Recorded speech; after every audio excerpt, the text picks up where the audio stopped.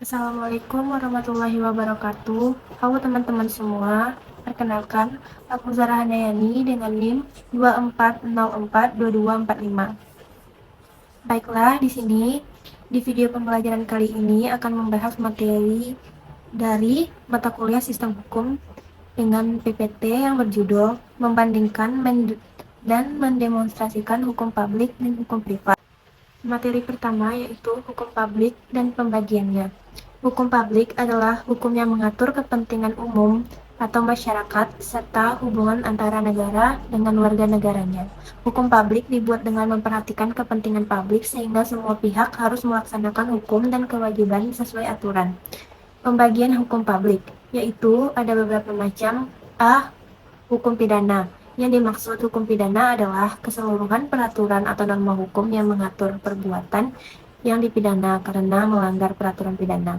Dengan kata lain, adalah keseluruhan peraturan atau norma hukum yang berisi perintah dan larangan. Barang siapa yang melanggarnya dapat dijatuhi sanksi pidana. 1. Peristiwa pidana. Yang dimaksud dapat dijatuhi sanksi pidana menurut hukum pidana adalah tindakan-tindakan oleh undang-undang yang dinyatakan dapat dikenai hukum.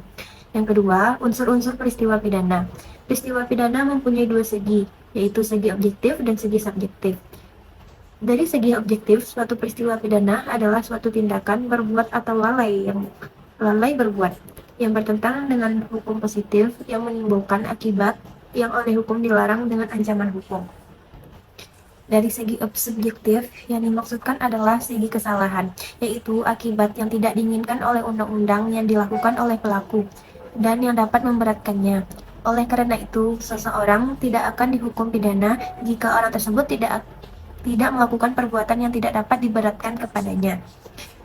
3. Sistem hukum. Kitab Undang Hukum Pidana membagi hukum dalam A. Hukum pokok, B. Hukum tambahan. Hukum pokok adalah hukum yang dapat dijatuhkan terlepas dari hukum-hukum lain. Yang termasuk hukum pokok adalah hukum penjara, yang berupa mengurangi kemerdekaan dan malah bisa juga merupakan hukuman mati. Sedangkan hukuman tambahan adalah mencabut hak-hak tertentu penyitaan barang dan publikasi putusan hakim. B. Hukum tata negara. Hukum tata negara adalah peraturan atau norma hukum yang mengatur tentang dasar dan tujuan negara, bentuk pemerintah, sistem pemerintah, dan pembagian tugas kekuasaan organisasi negara serta kewenangannya. C. Hukum tata usaha negara. Yang dimaksud dengan tata negara adalah keseluruhan peraturan atau norma hukum tentang tata cara atau prosedur aparatur negara dalam melaksanakan tugas dan kewajiban penyelenggaraan pemerintah dalam hubungannya dengan pelayanan terhadap masyarakat. Hukum tata usaha negara sering juga disebut dengan hukum administrasi negara, yang prinsipnya mengatur 1. Sarana bagi penguasa untuk mengatur dan mengendalikan masyarakat. Yang kedua, cara-cara partisipasi warga negara dalam proses pengaturan dan pengendalian masyarakat. Yang ketiga, sebagai pelindung hukum. Dan yang keempat, menetapkan dan menerapkan norma-norma dasar bagi penguasa untuk menyelenggarakan pemerintahan yang baik. Yang D. Hukum internasional. Hukum internasional yang dimaksud yaitu peraturan atau norma hukum yang mengatur hubungan antara negara dan lembaga negara. Konsepsi tersebut umumnya dikeluarkan oleh organisasi negara yang sudah terbentuk, seperti Perserikatan Bangsa-Bangsa atau PBB. Materi selanjutnya yaitu hukum privat dan pembagiannya. Hukum privat. Hukum privat adalah hukum yang mengatur hubungan antar individu satu dengan individu lainnya dengan menitikberatkan pada kepentingan perorangan. Hukum privat juga dikenal dengan sebutan hukum sipil. H. Hukum perdata. Yang dimaksud hukum perdata adalah keseluruhan peraturan yang mengatur hubungan antar perorangan atau badan hukum yang mengutamakan kepentingan pribadi atau individu. Dengan kata lain, hukum perdata adalah keseluruhan peraturan hukum yang mengatur kepentingan yang satu dengan kepentingan perseorangan lainnya. Menurut ilmu pengetahuan hukum, hukum perdata yang termuat dalam KUH Perdata dapat dibagi 4 bagian, yaitu yang pertama, hukum perorangan, yang memuat antara lain peraturan-peraturan tentang manusia sebagai subjek hukum, dan peraturan tentang kecakapan untuk memiliki hak-hak dan untuk bertindak sendiri dalam melaksanakan hak-hak itu. Yang kedua, hukum keluarga. Antara lain, adanya perkawinan beserta hubungan harta kekayaan antara suami dan istri. Yang kedua, hubungan antara orang tua dan anak-anaknya. Yang ketiga, perwalian. Dan yang keempat, pengampuan. Yang ketiga, hukum harta kekayaan yang mengatur tentang hubungan hukum-hukum yang dapat dinilai dengan uang. Contohnya, satu, hukum harta kekayaan meliputi hak mutlak, yaitu hak yang berlaku bagi setiap orang. Yang kedua, hak perorangan, yaitu hak-hak yang berlaku bagi seseorang atau pihak tertentu.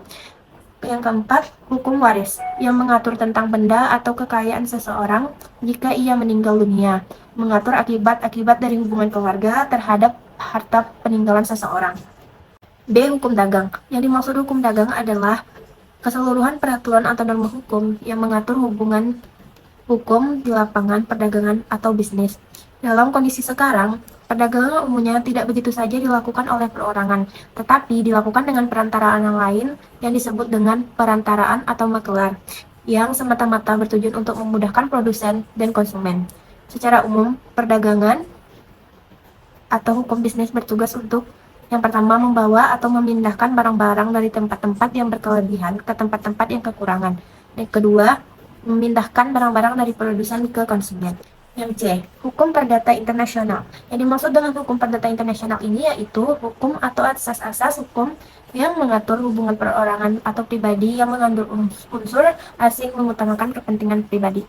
Yang D, hukum acara perdata. Yang dimaksud ini yaitu tata cara orang atau badan hukum mempertahankan atau melaksanakan hak-haknya di peradilan perdata, atau keseluruhan peraturan atau hukum yang mengatur tata cara bersengketa di peradilan perdata karena adanya pelanggaran hukum perdata material. Yang ke-E, hukum acara peradilan agama. Dalam hal ini yaitu tata cara orang badan hukum mempertahankan atau melaksanakan hak-haknya di peradilan terdata yang mengatur orang-orang atau badan hukum yang mempertahankan atau melaksanakan hak-haknya di peradilan agama atau keseluruhan peraturan hukum yang mengatur tata cara bersengketa di peradilan agama. Yang F, hukum perkawinan.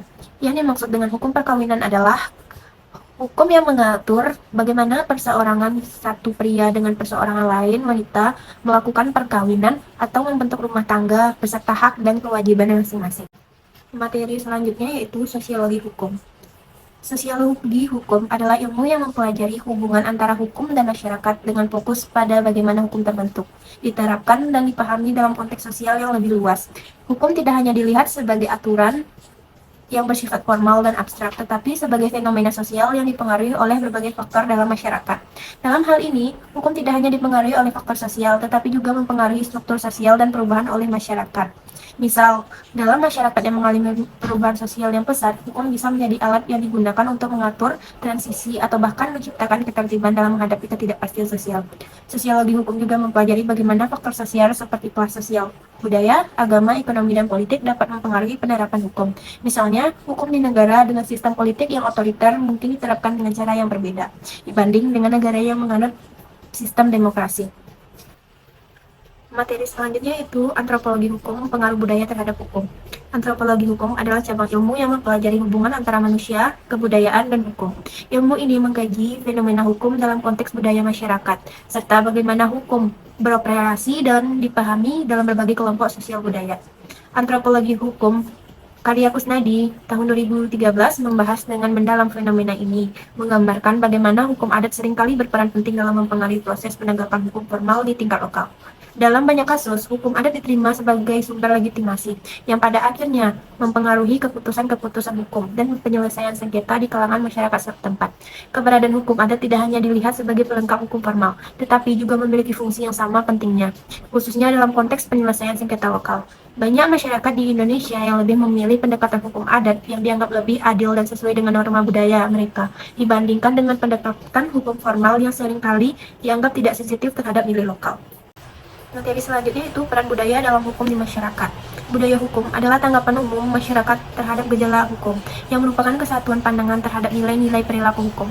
Budaya hukum merupakan bagian dari budaya umum yang mengikat masyarakat mendekat dan menjauh dari hukum. Budaya ini memiliki pengaruh yang besar dalam mengarahkan masyarakat terhadap aturan yang berlaku, yang meningkatkan kepatuhan hukum dan mendukung penegakan hukum yang lebih efektif. Sebaliknya, ketika Jika budaya hukum lemah, masyarakat cenderung tidak memiliki kesadaran atau kepedulian terhadap hukum yang berlaku, yang pada akhirnya bisa menghambat implementasi hukum. Dalam konteks ini, budaya hukum mencerminkan sikap, nilai, dan kepercayaan masyarakat terhadap sistem hukum, serta menentukan sejauh mana masyarakat menerima dan mematuhi aturan yang berlaku. Kesimpulan dari materi ini yaitu sistem hukum terbagi menjadi dua kategori, yaitu hukum publik dan hukum privat. Hukum publik berfokus pada kepentingan negara dan masyarakat, sedangkan hukum privat mengatur hubungan antar individu. Peran sosiologi dan antropologi hukum sangat penting dalam memahami interaksi hukum dalam masyarakat. Sosiologi hukum menunjukkan bagaimana hukum mencerminkan nilai sosial, sementara antropologi hukum menekankan pentingnya hukum adat dalam konteks budaya lokal, terutama di Indonesia yang kaya akan keberagaman budaya. Terima kasih kepada teman-teman yang sudah menonton. Apabila ada kesalahan dalam pengucapan kata atau video kurang memuaskan, saya minta maaf. Sekian dari saya ucapkan mohon maaf. Assalamualaikum warahmatullahi wabarakatuh.